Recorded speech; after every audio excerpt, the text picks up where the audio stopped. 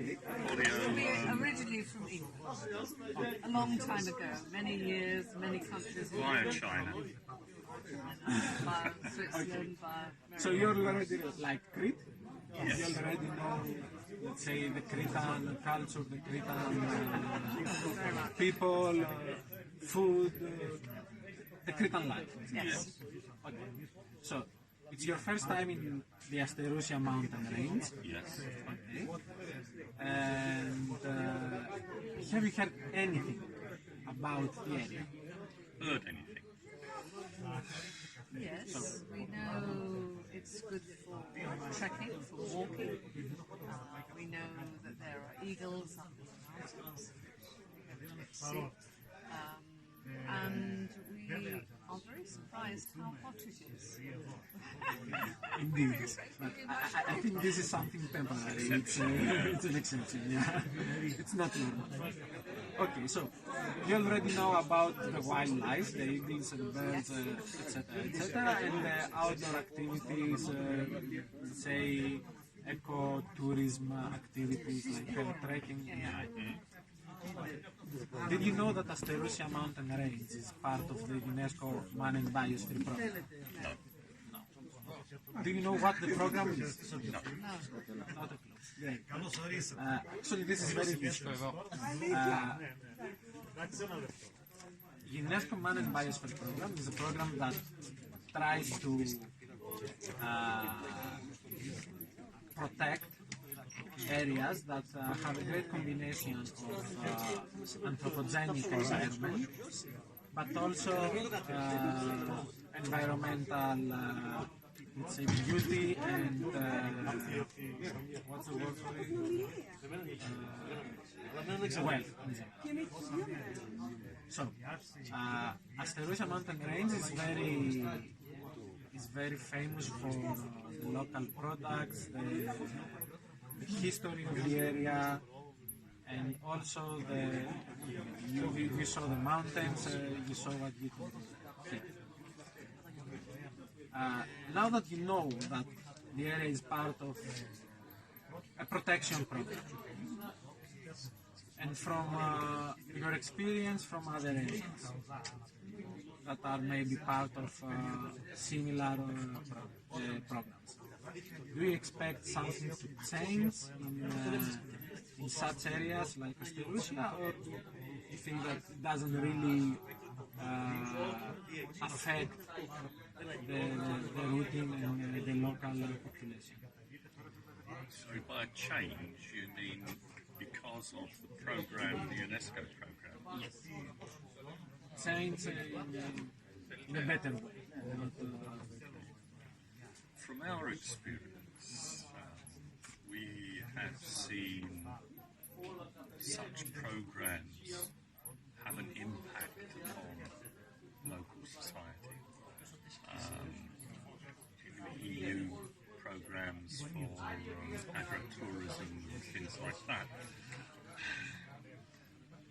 Also, though, from our point of view, we see that it seems to be used mainly as an opportunity by certain locals to obtain money for doing very little.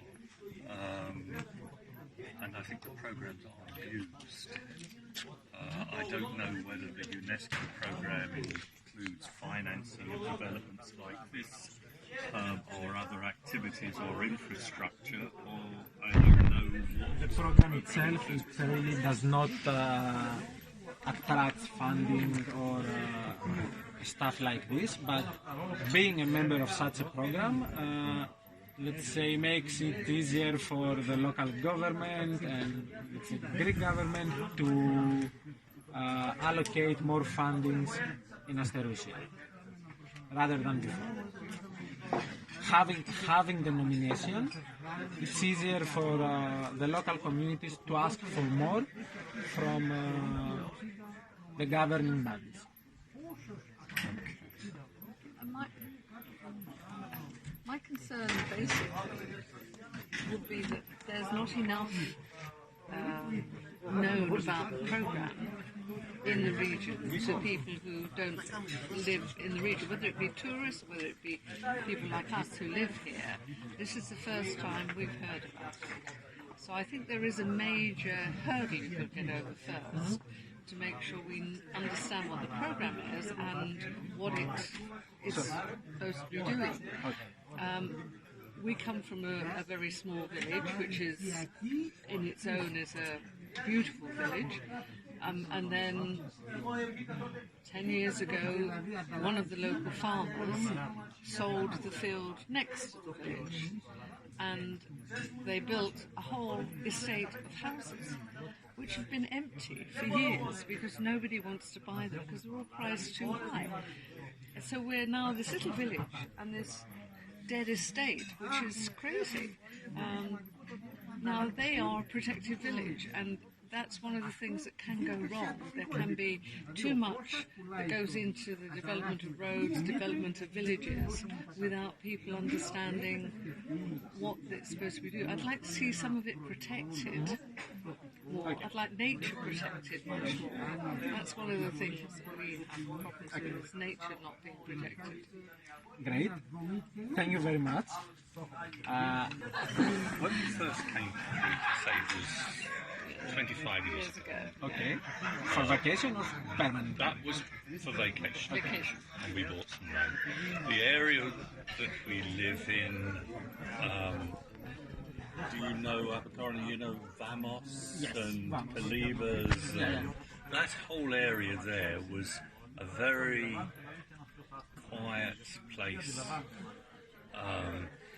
In the 25 years, mainly sort of 15 years ago, thousands of houses have been built. Okay, we're as guilty as everybody else because we've built one. But it's the government controls over planning and things like that. It appears to us as if many of them are designed more for the mainland, for Athens and Thessaloniki and the big towns there, than they are for the rural environments. So we have situations where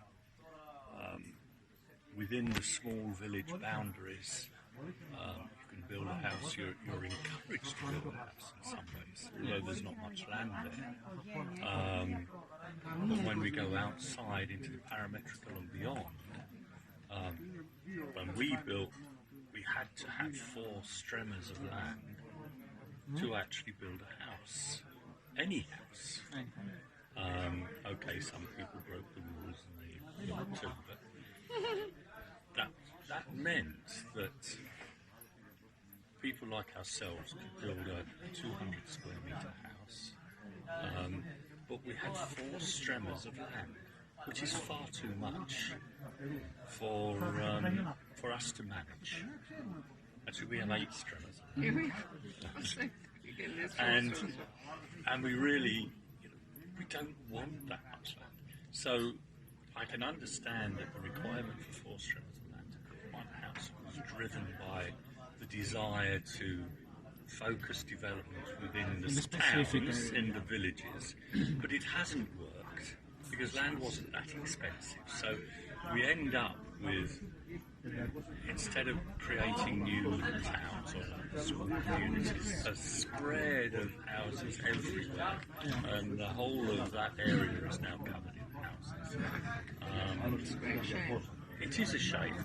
Then you get the clash between developing houses and the traditional culture that existed in the area. So, for example, hunters still want to go out hunting, but now the areas are private. But it's not that the areas are private, they don't hunt on the private land, but they have right up to the boundaries. We, for beekeepers, now we love bees and we love them. They're a wonderful thing to have. But within 50 metres of our house, we have 350 beehives. 350? 350 hives. Okay. Boxes of bees. And that is thousands and thousands and thousands of bees, which of course, when they're thirsty, they descend on our house. And so you see it in those areas. In many areas now there is conflict, but there are forces for tradition on the one hand, for Needs growth, wish to grow. Development, the whole planning structure, I think, needs to be looked at and reviewed for the atmosphere, the environment here. It would be the same in this area if communications were that good to protect it. But if it was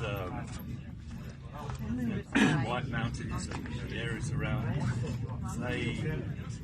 more people are moving into those areas. Without a plan, then it can be problematic. It's not planned, it's not zoned, but there's no overall. Did you consider the option of actually rebuilding a traditional house or renewing it, Yes. an already existing house? We do have. We have another house. Okay. We have another house. An old mill house. We have an old mill house in an old traditional village, which we haven't developed. But we have it. It has the donkey mill, and we love it. You should proceed with this plan. Maybe we should. It sounds very interesting.